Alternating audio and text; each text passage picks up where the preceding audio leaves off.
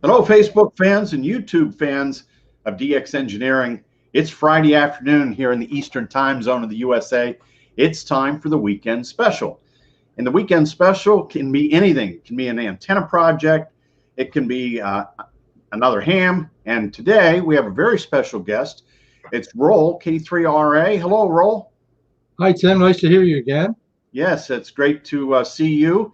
And Rol, you are involved with a very large field day group. And being that June is all about field day, I thought it'd be fun to have you come on and talk about your field day group and some of the things that you've done in the past. Thank you for the invitation to do that. As you can see, maybe from my shirt here, I'm wearing my W3AO Field Day shirt. Some of you who have been in Field Day in the past may be familiar with our call sign because we participated in Field Day under that call sign for 23 years, or 22, not counting COVID. So we've been on the air quite a bit and made quite a few contacts. So at your request, I gathered together a few charts, just a little bit to talk about Field Day for those of you who might be new to Field Day and heard about a little bit about it. What is it really all about? And then specifically to tell you what the W3AO team has done. So great. If I can share my screen, you should be able to see. Yeah, I'll let you know when we see it here. Okay.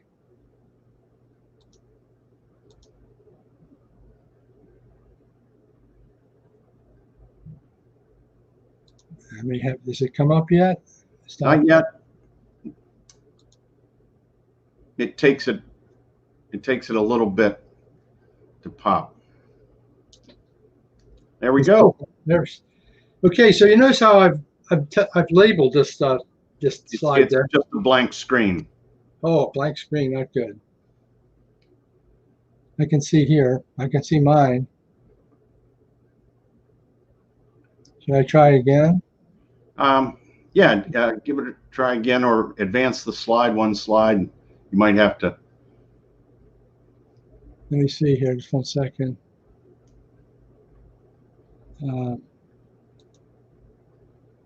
Okay, I'll try one more time here. We always have these, even after all this time that we've had. No, you're doing fine. I don't see the sharing thing now anymore here. You got the share button. It's not show. Oh, there it is now. Okay.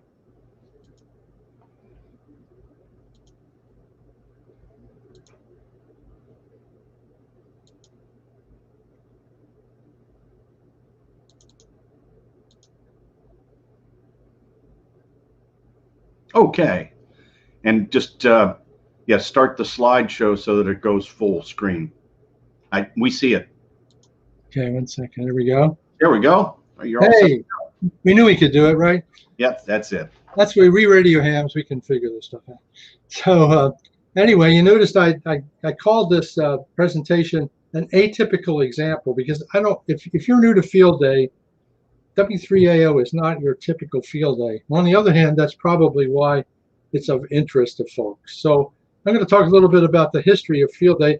Let's start out with a couple of questions. In what operating event can you work more than 10,000 QSOs in 24 hours, work with some of the best contesters in the world, introduce ham radio to kids, friends, public officials, operate all these different modes, practically every mode in ham radio, handle traffic, conduct emergency exercises, conduct a class, camp out, have a picnic, bring new people into the hobby, all in one weekend? Well, the answer to that you already know is Field Day 2021, the ARRL Field Day. It dates back to 1933. And this is actually a clip from the 1933 June QST, just the bottom part of Ed Handy's original announcement. And the idea was, besides operating to get out in the open in this fine spring weather, the real object of this contest is to test portables wherever they may be available. And if he said if successful, he'd like to make it an annual affair. Well, 88 years later, Field Day has changed some, but it's still a really big deal with amateur radio. It emphasized group and individual participation. in the field, operating on emergency power. It's sort of a combination of a picnic and an operating event. It's got emergency preparedness aspects. It's a contest of sorts. It's really a heck of a lot of fun, and it's the most popular operating event for U.S. hams. In 2019, before COVID, 3,000 groups representing 36,000 operators were reported to be in the field for field day or operating from home for field day. And that's nearly 4% of the entire amateur radio licensed population in the United States. So we're talking about an extremely popular event. And in 2020, there were 18,000, almost 19,000 participants. The participants were down a bit because there weren't groups out in the field, but the actual number of people filing logs with ARRL went up by a factor of almost a little over 3. So many people go out on field day, and many people approach it different ways. So I thought I'd talk about that and then talk to you about how W3AO does theirs. First of all, many people think it's a social event. It's a cookout.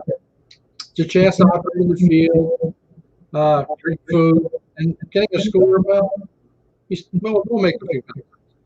And another group may be coming out as an emergency preparation drill to get their emergency trailer out, make sure everything's working, test the radios, the antennas, and the generators. Others look at it as an operating challenge. Can I beat last year's score? Can our team beat last year's score? And for some, it's a score adventure. They pack the radio to a mountaintop or operate from a scenic location.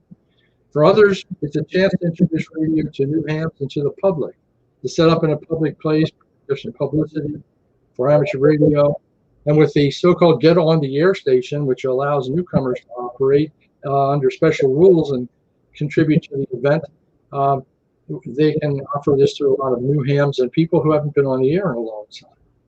And also, it's a contest. You enter with the intent of coming out high in the standings.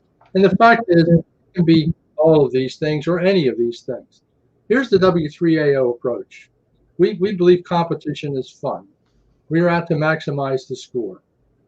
Not everybody is. We are. We think teamwork is fun. We enjoy getting together a large group of people with a wide range of skills and talents and typical amateur radio operators and get them together in a common effort. And we think success is fun, having everything work after all the planning. And we like to eat too, just like everybody else. So food is a big part of our field day, and recruiting new hams and our GOTA station is a major focus for us.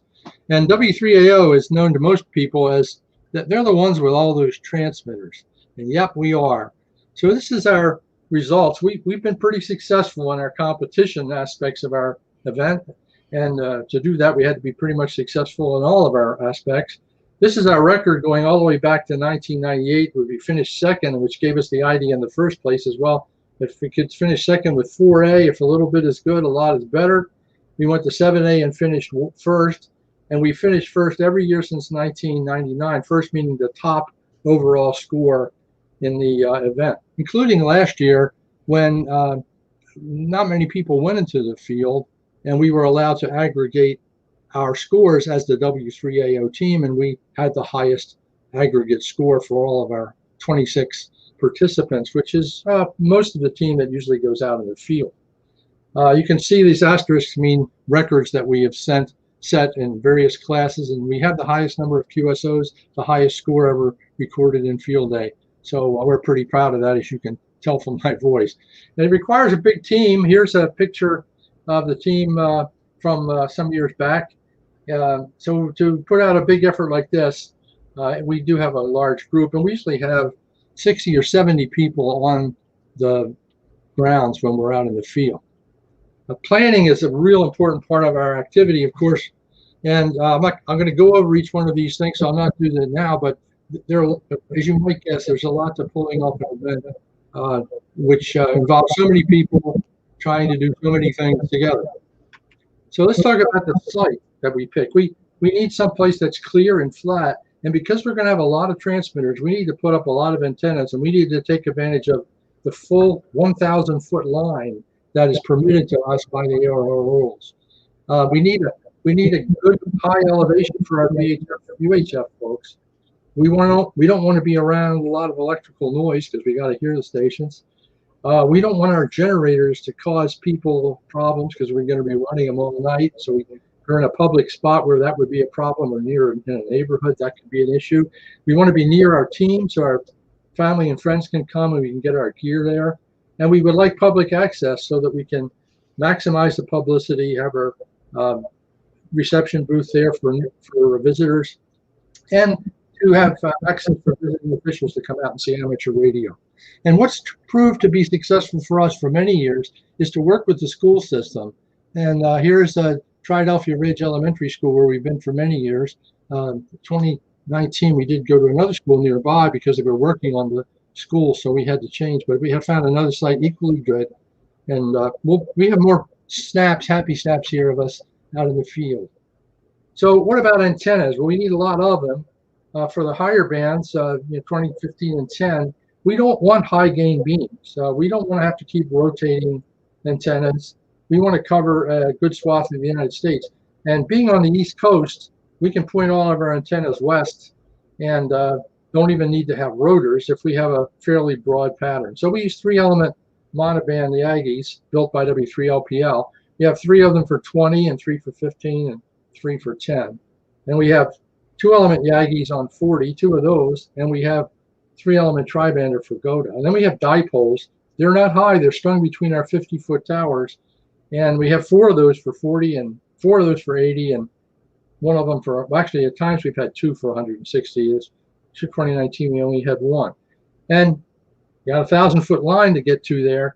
It takes about 2 miles of coax to, the hardest job we have actually on field day is rolling out 2 miles of coax, and then on field day ending day rolling it back up again. Fortunately, W3LPL has to take his beverages down every summer that he uses for contesting, and so we use that same coax during the summertime when he's not using it for the beverages. Well, now he uses some vertical arrays, but still needs all this coax. So he just happens to have about 2 miles of coax to make available to us. We also have access to 13 AB577 portable towers that are owned by team members. These are, if you're not familiar with them, they're ideal for field day. They have these individual sections here that, as you see, the guy in the blue shirt, they're holding one. The tubes go into a little elevator arrangement. They're cranked up and clamped, and then you lower down and pick up another one, bring it up and clamp it and raise the combination. And then you put the antenna on top and continue this process, and you're 50 feet above the ground. Again, we don't have to worry about rotators, although these towers are rotatable, so that if to align the antennas the way we want them, we can do that after we've done the erection, and we can move them around too. Then VHF, we have everything on one tower for VHF, with a very unusual arrangement that one of our members has created, where he has 2 rotators and these 2 shafts that are like coaxial with each other. The outer one rides on the inner one, so the 2, you clamp one antenna to the lower part and one antenna to the top one, and you can aim 2 antennas off a single mast. I don't think anybody's ever done that. I've never seen it before, but it's worked great for us, especially for these small antennas that we need for a VHF and UHF. The question we get asked most often is, with all those transmitters, how in the world do you avoid interstation interference? Because we have as many as 4 transmitters on the same band at the same time. You heard me right. On the same band at the same time. Not different bands, but the same band. And that is because we operate CW, single sideband, digital, and GOTA simultaneously on most bands. The key is antenna placement. All of our antennas on the same band are placed end to end, tip to tip on the beams, end to end on the dipoles, and we get them as far apart as possible. And we try to make the distance apart proportional to the wavelength. So the 40-meter beams are the furthest apart, and the 10-meter beams can be the closest together. So using that principle, here's what the layout looked like in 2019, I think. We had our 1,000-foot circle that we were kept in by the rules. And each one of these little hexagons represents a tower, 50-foot AB577, with a single monobander on it, except for the GOTA one here, which has that combination you just saw. And then these little arrow arrangements represent dipoles suspended on ropes. And you notice the 260-meter dipoles are actually in between the towers. They're actually suspended on ropes between the towers. So we don't use any trees. Everything is set up by these towers that we have erected on Friday before field day. We have 2 lines, and we have 100 feet between the lines to minimize crossband interference. And then, of course, we put the 40 meters on the outside and 10s in the middle, and the 15s and the 20s, we try to get them as far apart as we can. So this is a typical layout that we've done. N3KTV does this layout for us every year. Of course, he has to sign cable lengths for all these. The cables are all marked ahead of time, so we know which ones go where. He lays out the field, marks it with markers with a roller, like a line marker. And it's very hard to get pictures of this for you because it's a big layout. It's 1,000 feet long and 100 feet across. But this is a view looking to the north, and you can see some of the towers, and many of them are disappearing off into the distance here. But here are the 2 rows and our tent in the middle. And here's the view to the south, looking the other way from that line of towers. So this is what that map of where they go looks like when we finally get everything up in the air. This is from the far south end looking back toward the tent. So then we have the issue of radios and computers. We need a lot of them if we're going to be operating 14A or 20A or whatever. We use radios from many different owners, of course. Everybody, all the ops bring their own radio that they're comfortable with. And we have 14 so-called retired computers that were given to us by the school system, actually. And we use those only for field day. They're loaded with CT WIN, which is a pretty antique system, and we probably will change that very soon. But for the whole 23-year period, we've been using CT, and we all know it, and we can usually remember it from one year to the next because it's pretty similar to most bloggers.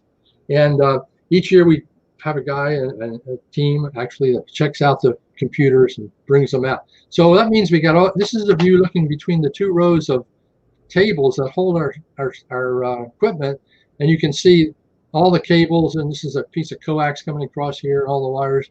So it's always a joke. They say they call it wireless, and when you look down the line here, you wouldn't believe it. It's important to have a quiet and reliable generator. We actually have 3 of them.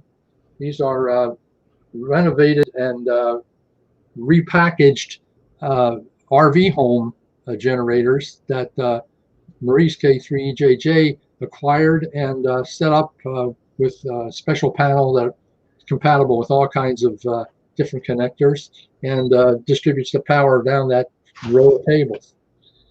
We have to keep the operators fueled as well as the generators. My wife, Audrey, on the left down there, has for many years been in charge of that. She feeds over 200 meals plus snacks for overnight during the W3AO weekend. And we eat well, as you can see from the spread here. And we have the only field day site, I believe, in the country with flowers on the table, if you notice down here in the lower right. In fact, she brings this sheet to us on one of our operating positions and says, check off what you'd like. You want to get your own supper, or you want to have it brought to you at your operating position. Check off what you'd like to eat, and our team will bring it to you. You don't even have to move. How's that? Wouldn't you wish you had that for every content? And we have to think of everything, not the least of which is this little house, which provides us with a very important service. So I thought I'd let you see some happy snaps here of the W3AO team at work. Here's the briefing we have right at the beginning of field day. That's me in the foreground, and N3KTV to my right, who does the tower layouts. And we're telling everybody what's going to be our strategy and some key things about how the software is going to work, and other administrative matters that we need to know. We do that final briefing about 10 minutes before the beginning, and we usually use that opportunity to get a team photograph as well. This is what the tent looks like in full operation. We put everybody except the VHF, UHF team. They have their own tent, which is, by the way, air conditioned, because Maurice, who runs that tent, has a brother who's in the air conditioning business, so he has an air conditioner for his tent and has for many years. We don't have that opportunity here, or that advantage. We have to rough it out in this tent. But you can see that we try to all be together. This on the right-hand side here is the GOTA station. In the left foreground is the digital station, and then the various phone and CW stations for each position are scattered around the circle. Here's what it looks like down one side. There's Frank, W3LPO, operating 20 single sideband, and that's me. I'm the 20 CW operator. I usually do all 24 hours without a break, which is sometimes a little tough after setting up equipment for all day Friday and sometimes a little bit on Saturday morning as well. As you can see, we're close together, which is when we also have networked computers, which allow us to see what everybody's score is as it comes in. And we see hourly rates of over 500 or 600 an hour happening during the first few hours of field day. Here's the RTTY PSK. These two guys, M3OC and K3RA, run 4 stations, each running 2 at the same time. So, you know, you're running that up. How do you get all these different stations off? Well, these two guys do 4 just for themselves. And of course, there are lots of VHF and UHF other frequencies. Here is that UHF tent in operation. Just some of the position there. You can't see their air conditioner, but it feeds into a specially made entrance into the side of this tent that Maurice had created specifically for field day and to match his air conditioning. We have a satellite team. They usually make quite a few contacts, usually 25 or so. This is the team from our Columbia Amateur Radio group. The two groups that put this together are the Potomac Valley Radio Club and the Columbia Amateur Radio Association. PVRC is a contest group, so they provide the contest operators that make the high points go on the 20 and 40 and so forth. And then the CAR team provides a lot of the support on other modes of operation for field day, including satellite. So they have a very excellent satellite antenna system and control. And this is the team down here in operation during field day. It's the largest field day operation in the country, and so we are able to attract visiting officials to us as well. You can see the state delegate there visiting our info booth, and the fire chief, and the county fire and rescue services even bring out their special van. We don't use their communications, but we have used their generator. They bring it every time in case we need it. Of course, we have our own, and we did have one issue one year where for like 15 or 20 minutes, we had to shut down our generators and use the county fire and rescue one, which they were nice enough to bring to us. Important, as I said earlier, is the GOTA operation, getting newcomers and young people on the air. We strive to have as many GOTA operators as we can. We've had over 30 in the past. I think maybe 38 is the max. That's quite a few. And we get them from family, friends, kids of the operators, neighbors. I teach classes. I invite my students, and a lot of them come. Inactive club members, we get them back on the air again, bring them out for field day. If you are interested in field day operations for points, GOTA is really important to you because you have the ability to have 1,000 QSOs. This is a new rule change. It used to be 500. And there's also 1,000 bonus points available if the people make enough individual contacts. We really worry more about trying to get many people on the air than we do points, so we don't always get the maximum GOTA points, but many years we have managed to achieve the full total. Weather is usually great, but not always. Here's a picture from 2008. This was a year of the rain, as it's been known to our group. You can see the water dripping here. It was pretty wet. We had to send out at the last minute on Saturday morning for plywood to put underneath of our chairs and tables to keep stuff from sinking in the ground. We were actually operating from a puddle. We had all of our, we had a special arrangement to lift all of the wires and cables off the ground so we wouldn't have any electrical problems due to the rain. So that's a quick run through, and I'm glad to answer any questions that Tim may have for me. But I just want to advise you to get on for Field Day, June 26th and 27th. You can join your local club's activity. You can organize a couple of friends and get out in the field. You can operate from your backyard or park. You can get on from home this year. The COVID rules again apply this year, meaning the Class D, that is home operators, can work everybody. And due to the COVID impacts, the W3AO team was unable to get access to their normal sites at the schools. The schools were closed until just very recently, and we just with all this planning, we just couldn't do it all in the last few minutes. So some of us are, or last few weeks. So a few of us are going to be going out in the field as small groups, but all of us are going to be contributing to the W3AO team score. So Field Day 2021, always the fourth full weekend in June.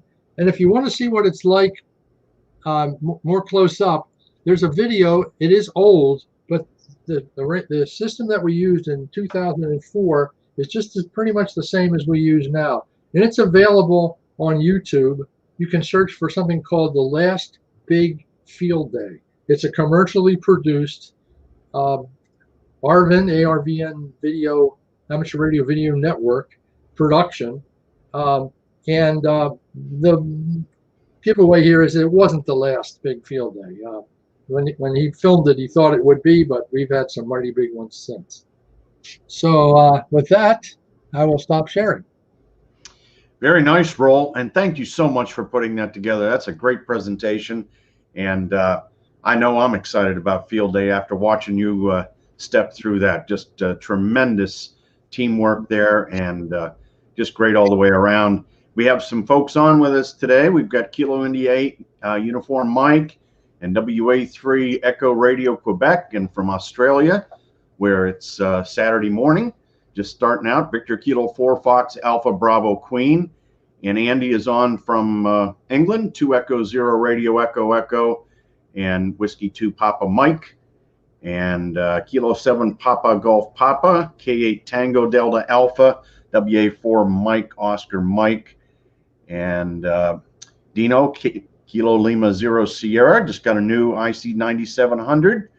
And let's see, we've got Kilo Papa 4 Quebec, Victor Quebec, Mike 0 Hotel Kilo Bravo, and Whiskey Alpha 4 Bravo, I'm sorry, Whiskey Alpha 6 Bravo Golf Sierra. And our friend November 4 Bravo Charlie Delta, the Huntsville Club, and Whiskey Papa 3 Radio is on from Arecibo. And Andy says, I thought Field Day was an MCOM test, not a competition. It is an MCOM test, but here's the deal. If you keep score, it's a contest. Isn't that the way it works, Rol? Yeah, I mean, you saw my chart there. I mean, I love this discussion because we have it every year. And I said, well, isn't it an MCOM test? Yes. Well, isn't it a picnic? Like, yes. Well, isn't it training? Yes. Isn't it a contest? For us, it is. Because you say, if you keep score, it's a contest. There you go. Papa Echo 2 Kilo was on, and November 2 Mike Alpha, and Dr. John Kilo Bravo 3 Hotel is on as well, and see N4 Hotel Yankee is on, and Delta Kilo 5 Oscar Norway Victor Gunter is on, and let's see, Kilo Echo 8 Radio Juliet Lima is on. November 6th, November Radio Oscar is on as well.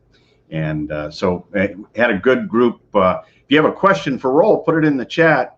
And so I expect that next year you'll be back to the full tilt W3AO. That is the plan. Yeah. When we made our decision not to do it in the field, we also made our decision to commit to doing it next year. That's great. What kind of media coverage do you guys typically have, Rol? It's varied over the years. We always contact local media. We always send out press releases. We have had video done a couple of times for local TV. We've had probably half a dozen articles over the years in the local newspapers. It's a challenge. We do invite the media, and we do talk it up with them. We try to make contacts, and sometimes they're kind of used to us coming back to them, year after year. So they kind of want to give it a rest, I guess, for a year or two in between. Do you ever have a VE session? Do you ever give tests out there, Rol? We have not done the VE sessions. I know a lot of people do them at Field Day. That's a great opportunity when you have people together to do that. But no, we haven't done that. Although it's something, maybe maybe there ought to be bonus points for that or something to encourage people to do it. Yeah, that is a great idea. And Spike Gazan, he said, I bought my FT991A from DX Engineering, a simple shack in the box feature. I was more than pleasantly surprised with the radio. Well, thanks very much, Spike, and I hope you use your new FT991 on Field Day. So we're going to be featuring more Field Day things here next week as we get ready for one of the coolest things that happens in ham radio every year. Rol, I want to thank you for coming on, and sure. I wish you all the best, and give our regards to Frank and the team over there. I sure will. Thanks a lot, Tim. Great to see you. See you in the contest. Yep, we'll see you in the contest. And that's it for the weekend special 73. Get on the radio and have some fun this weekend in the June VHF contest. 73 from DX Engineering.